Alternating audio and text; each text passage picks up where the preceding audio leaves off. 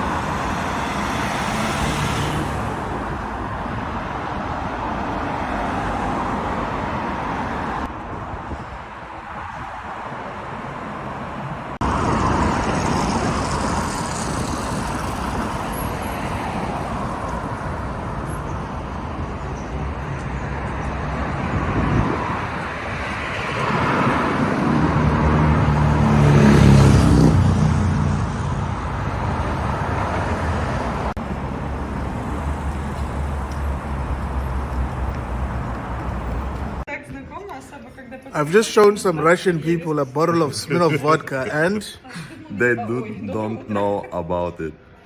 they don't know about Smirnoff vodka. They talk only about Ruski Standard and other vodka, but not Smirnoff. So where do we get Smirnoff from then? I don't know. You?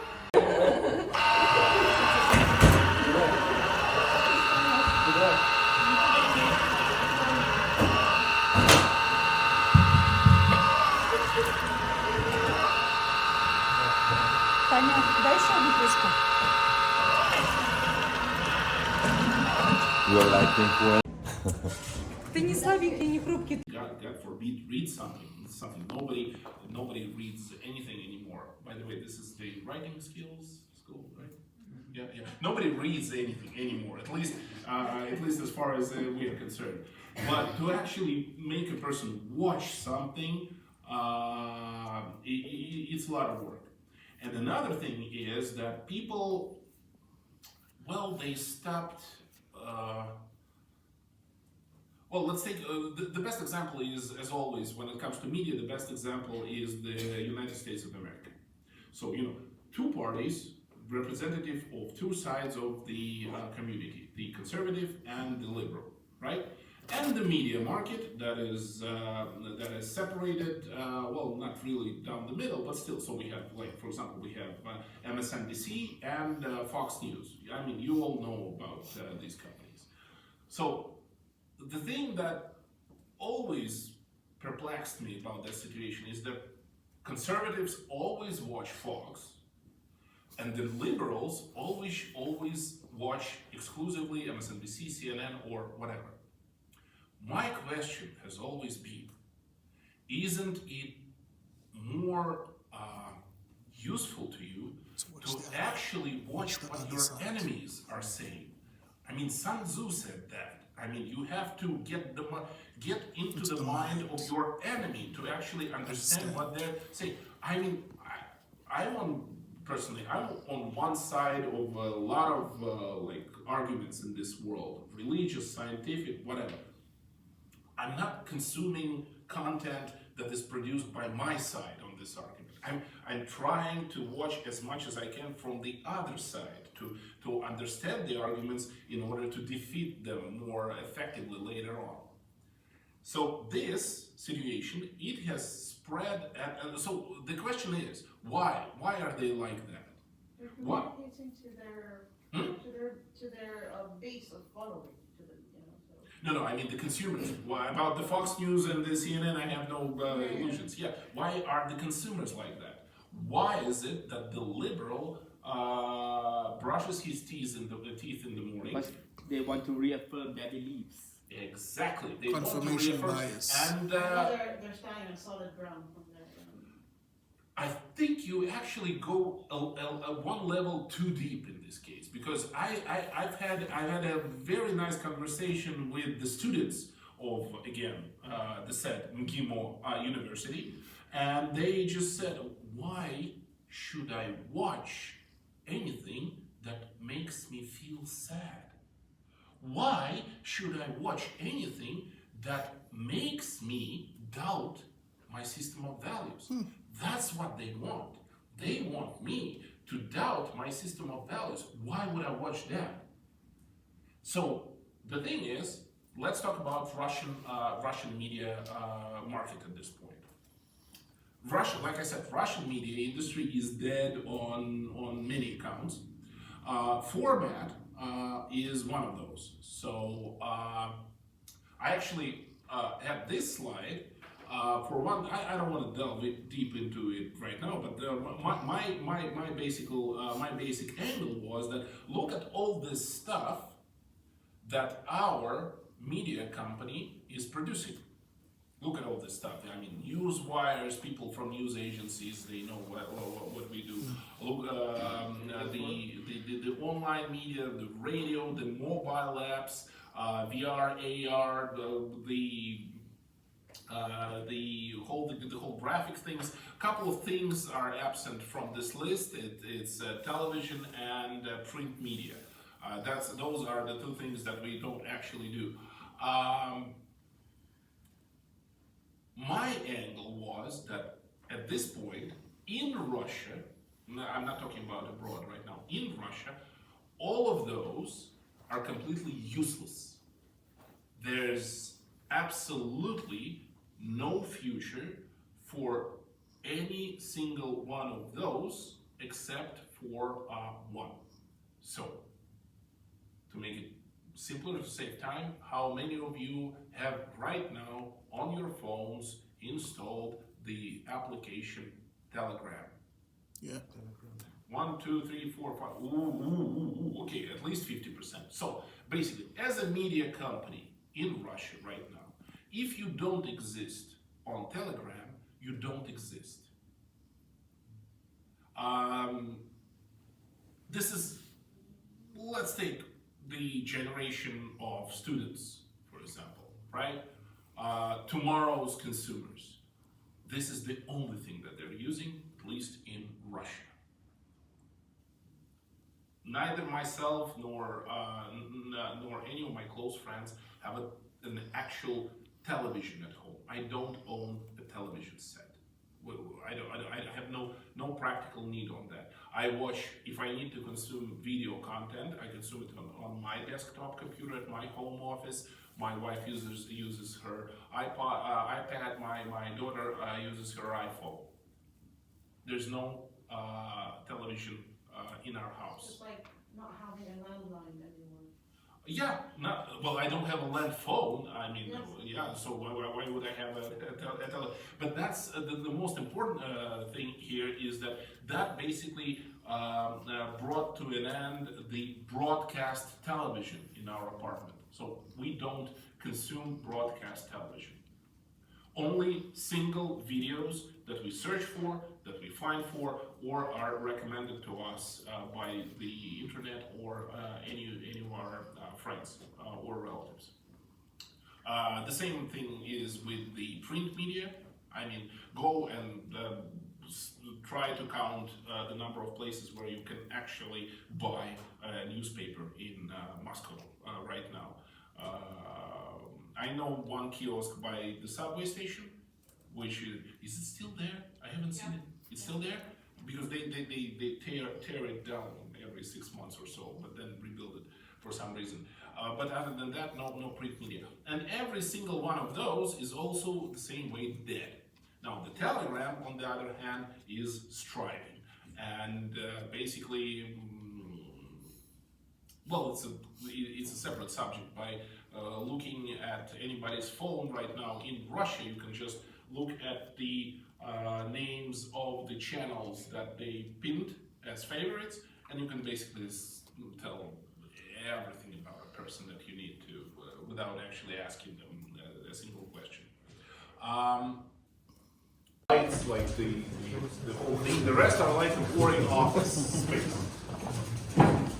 This is our top expert on all Islamic countries, the whole Islamic religion, and basically our bridge between the two cultures. Just came from Baghdad. Yeah.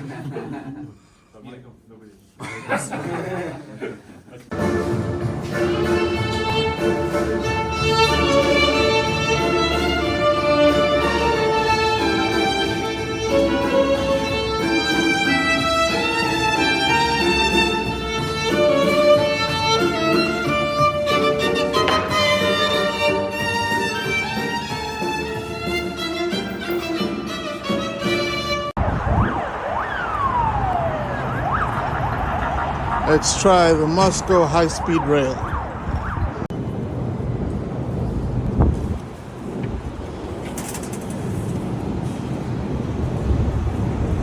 Okay, let's go, Imam. This one's good. You have to record. Is it scary? Yay! It's like we were going to bunker, not to bunker. Yo!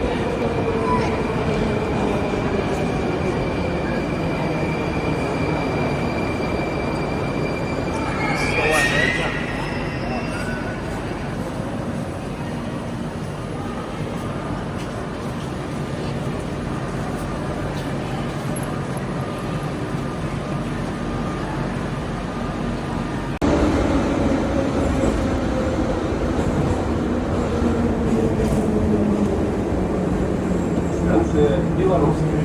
Переход на кольцевую линию. Выход к белорусскому вокзалу, первому и четвертому диаметрам и аэроэкспрессом в аэропорт Шереметьево.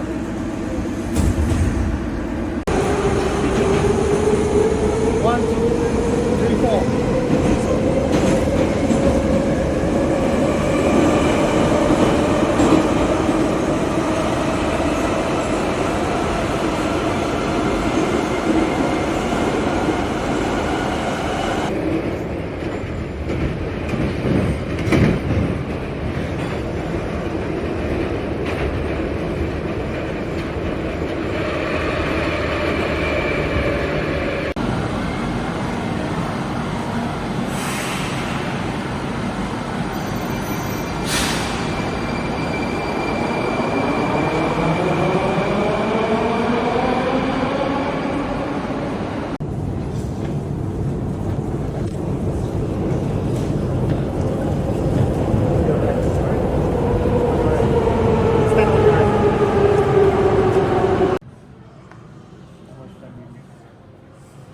Others, participants.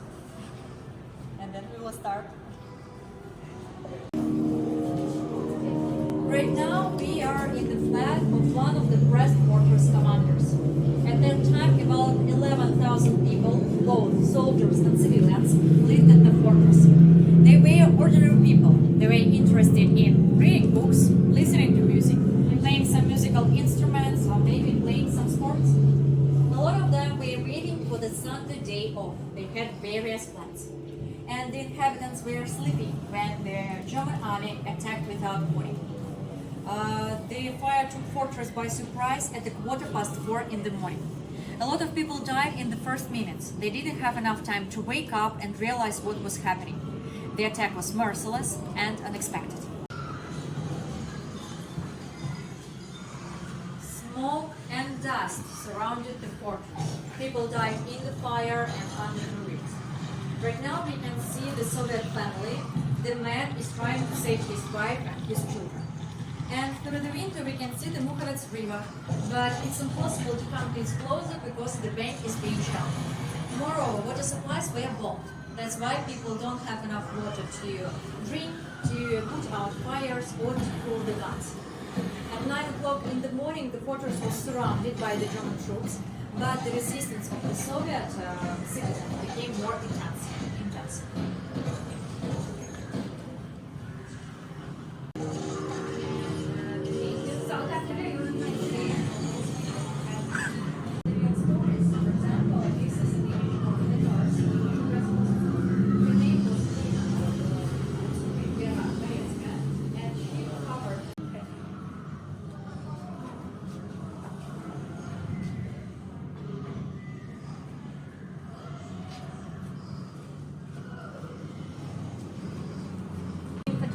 That started the Great Patriotic War, and in fact Hitler had a lot of enemies. For example, Italy, Spain, Croatia, Finland, and so on and so forth.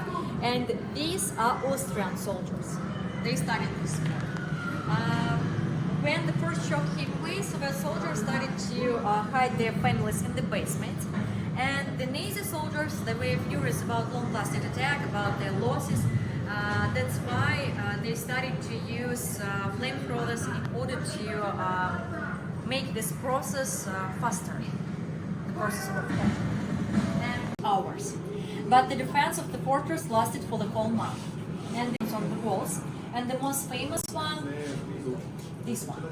I am dying, but I'm not surrendering. Goodbye, motherland. The date of this inscription was the 20th of July 1941, a month later after the beginning of the Great Patriotic War.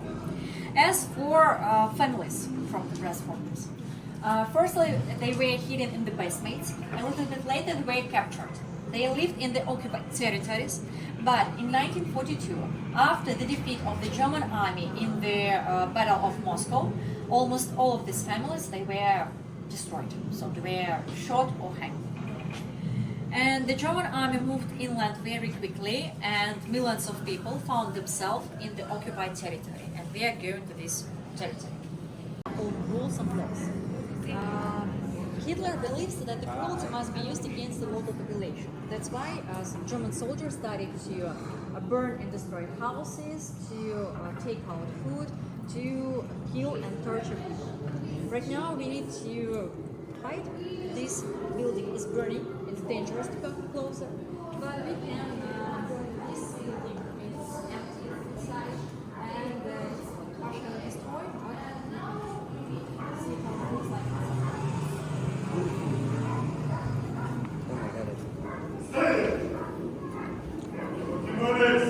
Please, Michael. And then?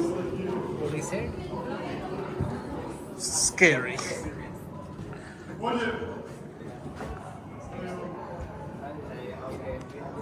Ost, so it's like east, and according to this plan, they wanted to divide the territory of the USSR into new parts.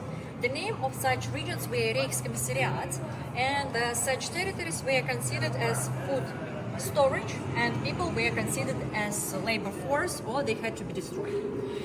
As for the statistics, more than 15 million civilians, people, were destroyed in the occupied territories, and more than 70,000 villages and settlements, they were burnt. Only such units were in the fields of such settlements. But the main objective in the occupied territories for the German government was to control the local population. Time to have a rest, to drink a cup of coffee. Right now he's standing and he's looking at his new lands. He's thinking how to use all these resources. We can try to come closer to this building, but we need to be really careful. This is a tool of propaganda. It's like the main tool of this army. Any breaches of code could lead to death. The Soviet citizens couldn't use water that was supposed for the German soldiers. And the German army felt more comfortable here. They started to write inscriptions, and they were in German. These signs of the cities are also in German. And the next point of our destination is Moscow, the capital of the Soviet Union. To some others. Right now we are in Moscow, and I will show you this city.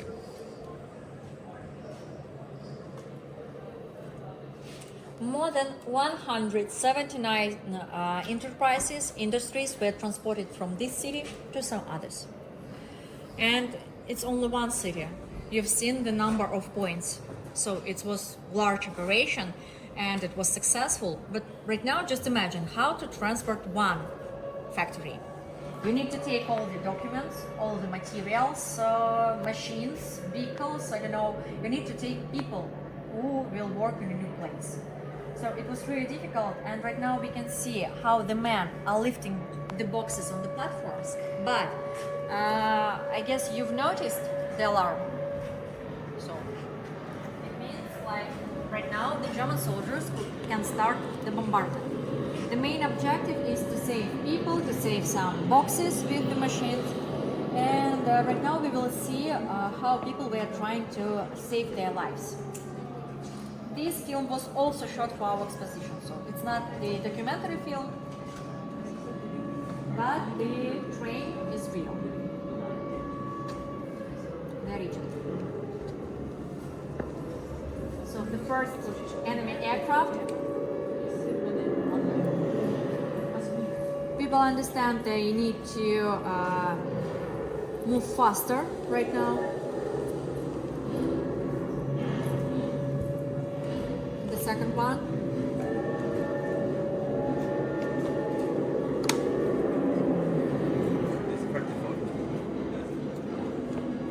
And finally, the third one.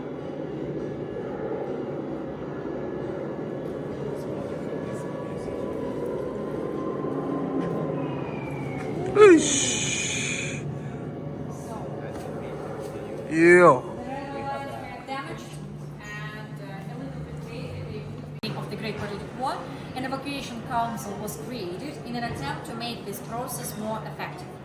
By the end of 1941, more than 1,500 enterprises and more than 16 million people were transported to some other parts of the Soviet Union. Right now we are at the railway station, and right now we will go upstairs and we will see how it looks like inside.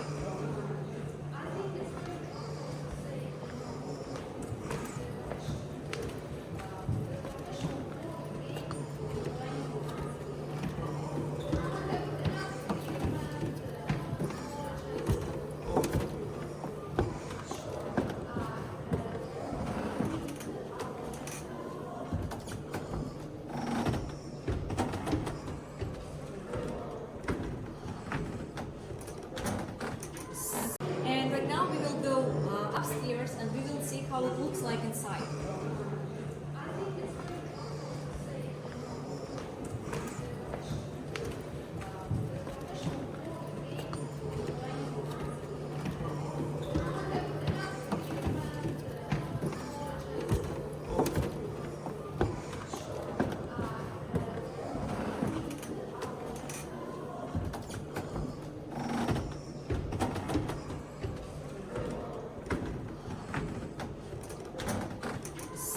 We have smart glass. When I touch objects, you will see some additional information in the screen.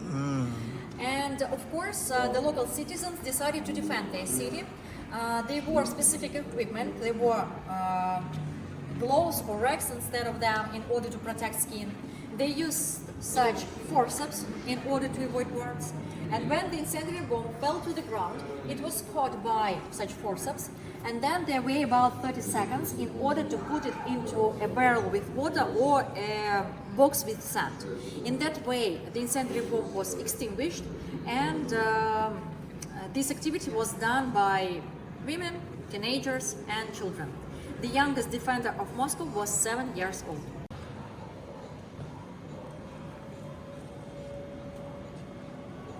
Масштабы эвакуации все время расширяются, товарищи. Но ни времени, ни транспорта не хватает. По поступившим данным, на Брест-Литовской железной дороге из запланированных эвакуаций 10 091 вагона с материальными грузами удалось отправить только 5 000.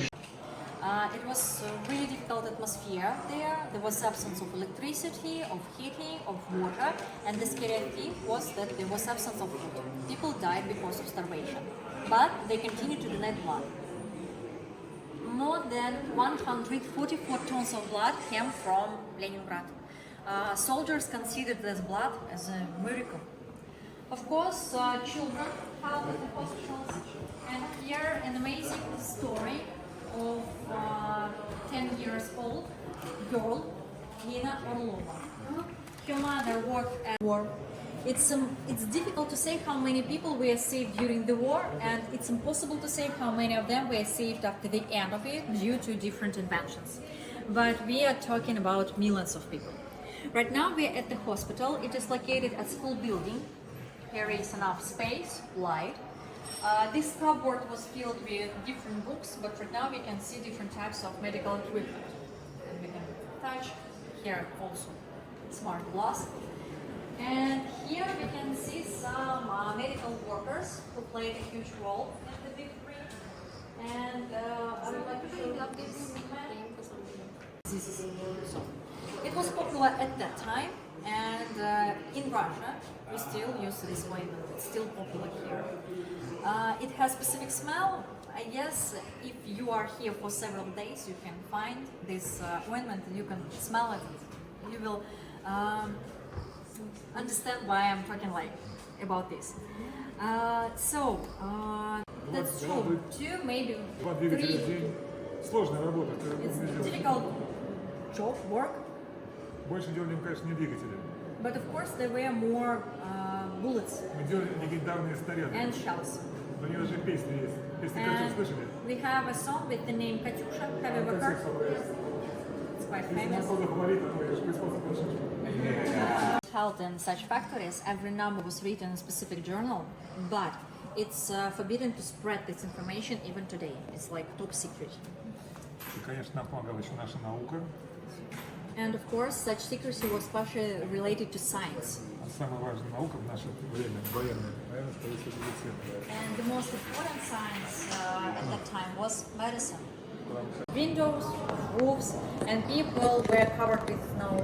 Machines were covered with snow in winters, but they continued to work.